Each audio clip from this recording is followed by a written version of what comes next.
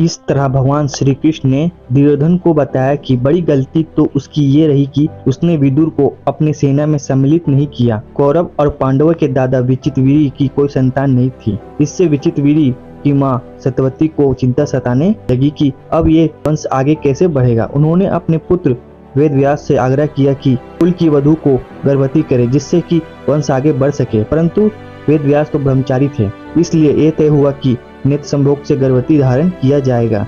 सबसे पहले रानी अंबिका आई। वेदव्यास देखने में बहुत क्रूर थे। उनकी त्वचा घुरदली थी, रंग काला था। उसकी क्रूरता को देखकर कोई भी आसानी से भयभीत हो जाता था।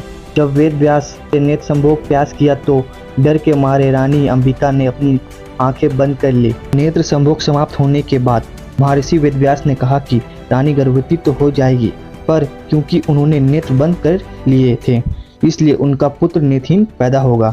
माता सत्यवती ने सोचा कि नेथिन पुत्र कैसे कुशल राजा बनेगा, इसलिए उन्होंने दूसरी रानी अंबालिका को भेजा और ये निर्देश दिया नेत्र संभोग के समय वे नेत्र बंद न करें। छोटी रानी अंबालिका भी वेदव्यास का रूप देखकर डर गई, परंतु उन्होंने नेत्र बंद नहीं किए, किंतु भय के कारण उनका चेहरा पीला पड़ गया। वेदव्यास ने कहा, ये रानी भी गर्भवती तो हो जाएगी, लेकिन पुत्र इतना दुर्बल पैदा होगा कि वे बड़ा होकर पिता नहीं बन पाएगा। माँ सत्यवती ने सोचा एक पीढ़ी के पश्चात फिर यही समस्या पैदा हो जाएगी, इसलिए उन्होंने तीसरी बार प्रस्ताव धारण करने के लिए एक दासी को भेजा। उस दासी ने न नेत्र बंद किए न भयभीत हुए। वेदव्यास ने कहा कि दासी का पुत्र बुद्धिमान और स्वस्थ होगा और राजा बनने योग्य होगा। उसके बाद जो नेत्रहीन पैदा हुआ वे गौरव के पिता धृतराष्ट्र थे और वे दुर्बल पुत्र पांडवों के पिता पांडु थे।